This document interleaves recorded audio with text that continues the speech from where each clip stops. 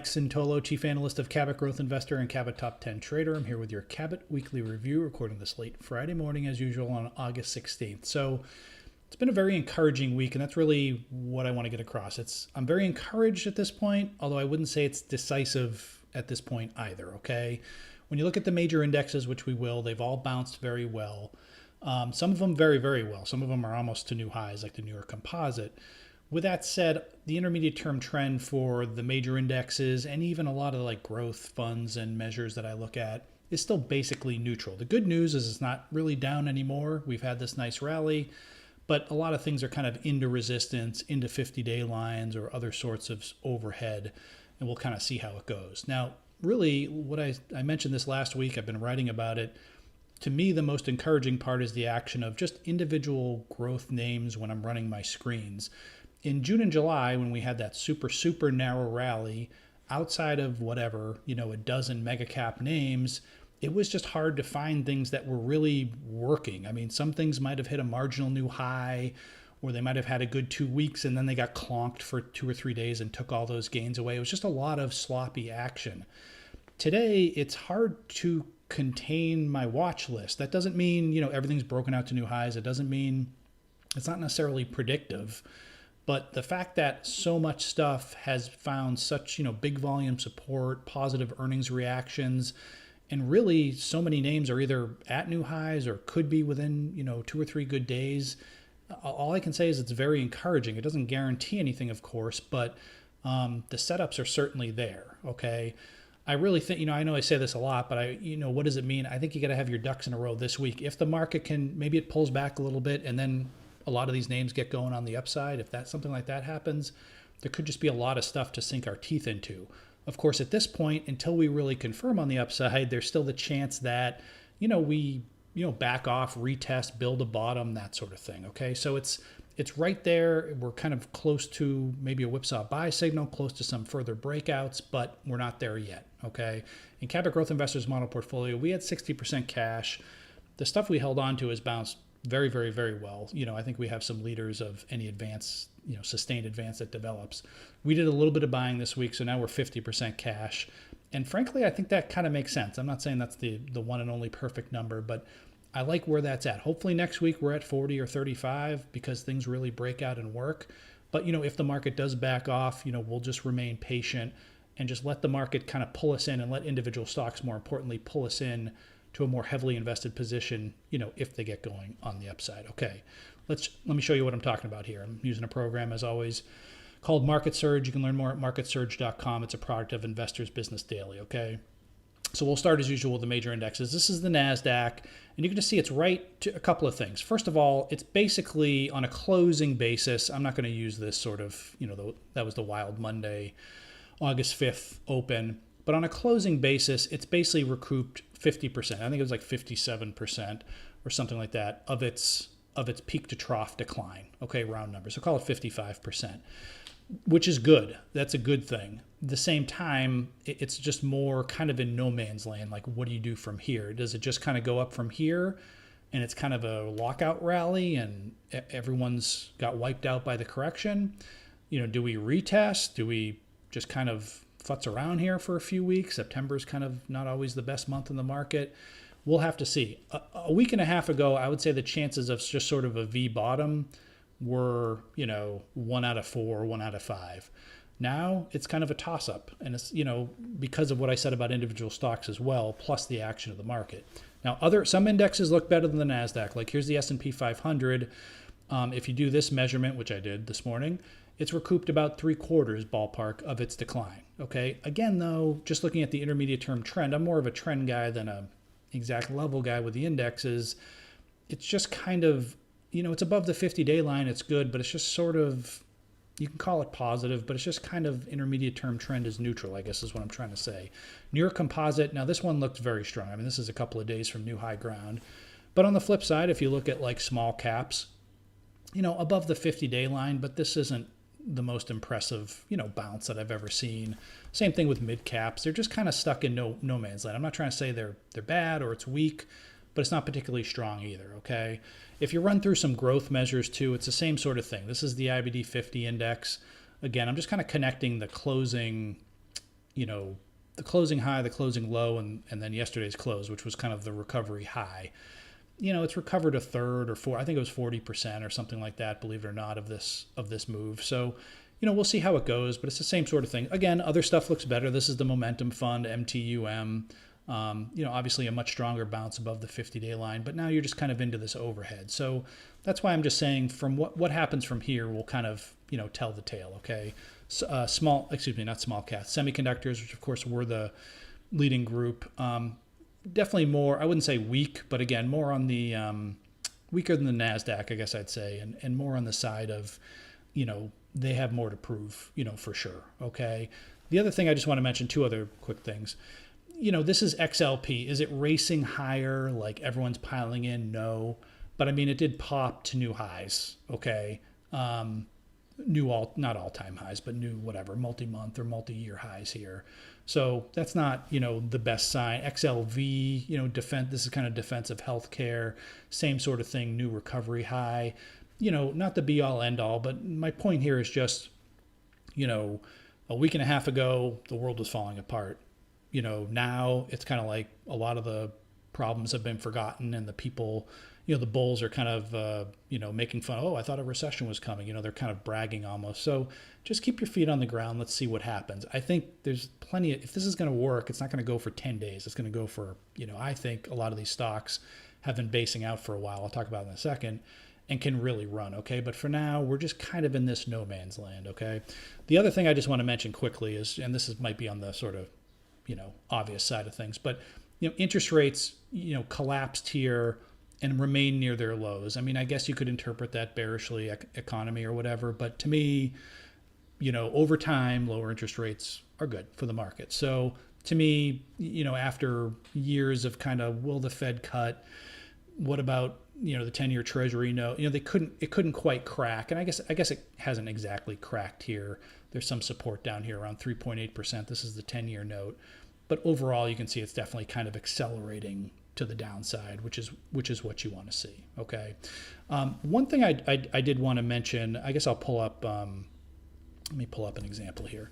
So here's Mercado Libre, which is a $2,000 stock. I know you guys all love $2,000 stocks, but what I'm seeing is I think one reason why there's so much peppiness, and this stock looks great, and the stock broke out on the upside. It's big, it's liquid, it's international, $100 billion market cap, good numbers.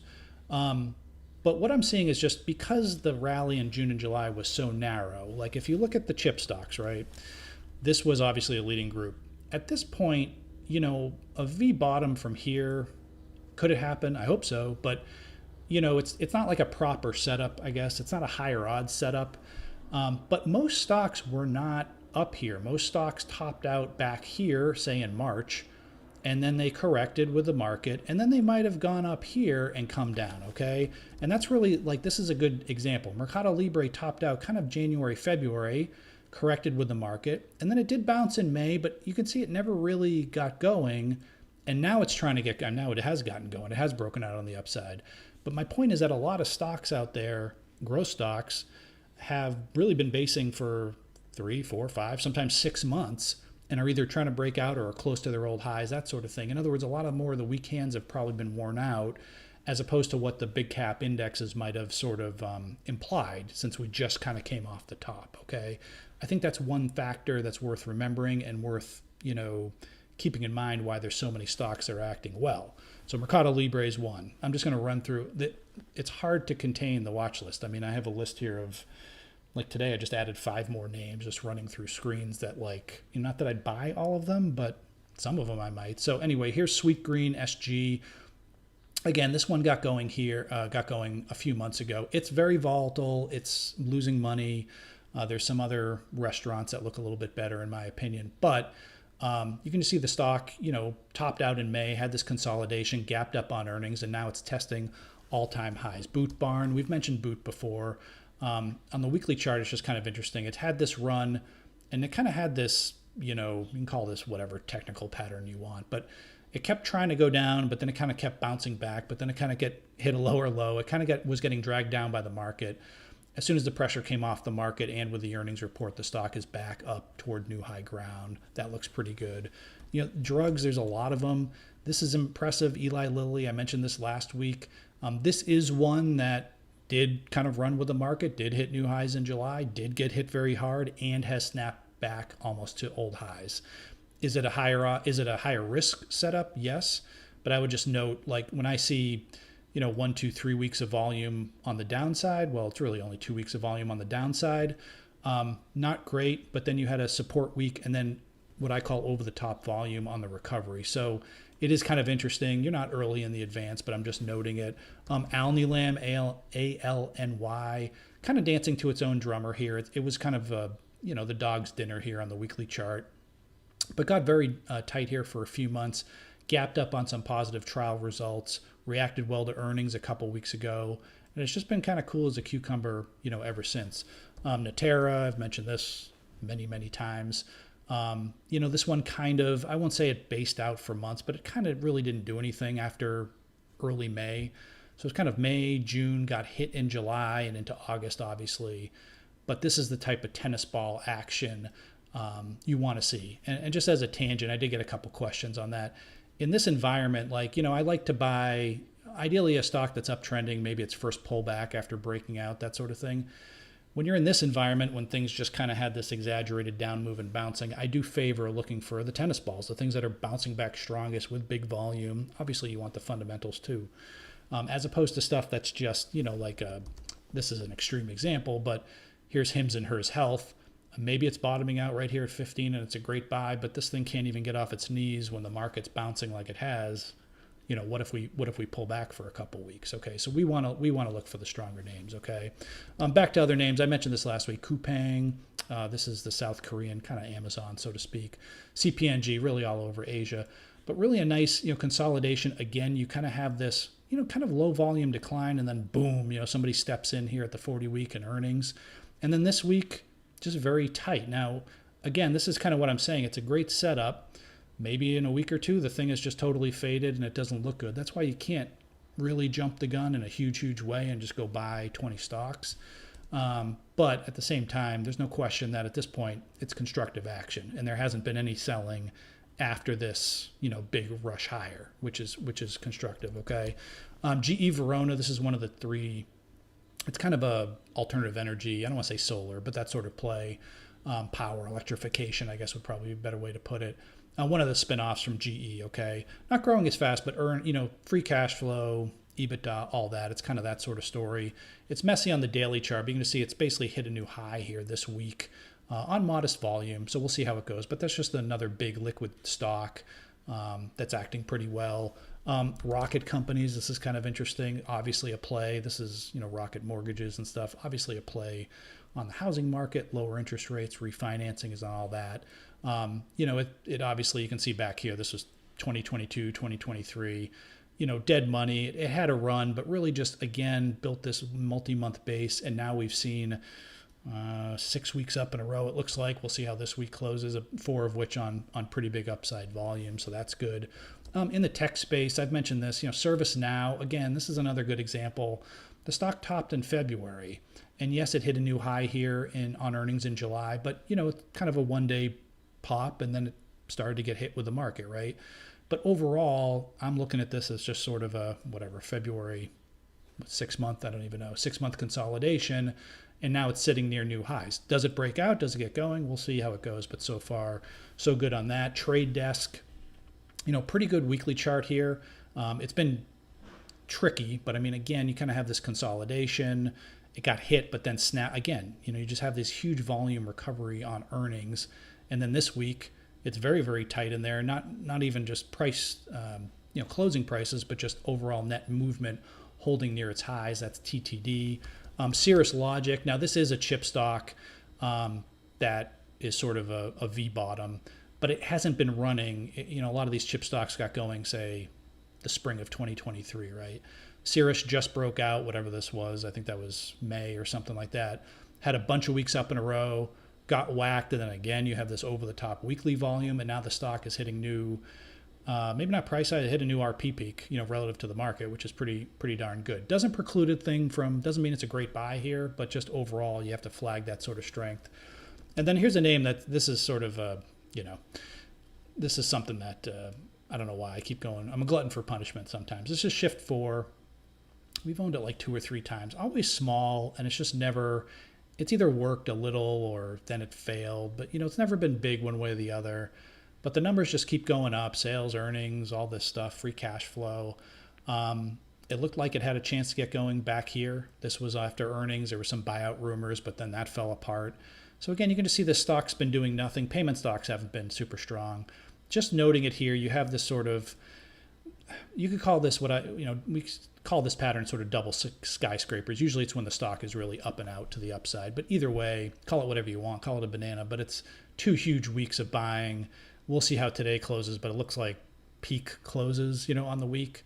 So just kind of flagging that almost to new weekly closing highs here. So there's just a lot of action. I mean, I'm just kind of looking. You can even look at some stuff like Uber, which, this is not, we got knocked out of it, or we had sold some and sold it, before the plunge. But either way, you kind of have this almost double bottom. And then what happens? Boom, huge recovery volume on earnings. And now, like everything else, it's approaching this sort of mid-70s resistance area. But there's just a lot of stuff like this, cyber, CYBR is cybersecurity. It's been basing out since early February, had a big shakeout right with the market. Now it's snapped right back. There's just a lot of names out there. Doesn't mean they're going to work. Maybe all these could fail. Maybe this is a bunch of, if you're bearish, you say, hey, these are double, triple tops and the market's going to fail and these are all going to go down the chute or whatever. It's possible, which is why I think coming back to the overall market, you can look at all these charts. If the NASDAQ pulls back, 1,000 points or something like that, guess what? These stocks are going to get hit. So with the market and major indexes still kind of in this no man's land at best, into resistance or whatever, I wouldn't get too far over your skis, but I really, really would. I know it's summertime, but spend some time, go through some of these stocks, go through some other stocks, have your ducks in a row, use Cabot Top 10 Trader, have your buy list ready, because I think if we go, I'm not saying you want to go fully invested, the next day, but I do think there's going to be a lot of stuff to sink your teeth into. And it's to the point for the first time in a while where there's so many names that could get going, you kind of have to whittle it down into what you really want to own. So overall, I'm encouraged, but there is more proving to do for the market and for individual stocks. Okay, that's a long video, so that's all the time I have for today. I'll let it go now, but be sure to come by again next week for another Cabot Weekly Review.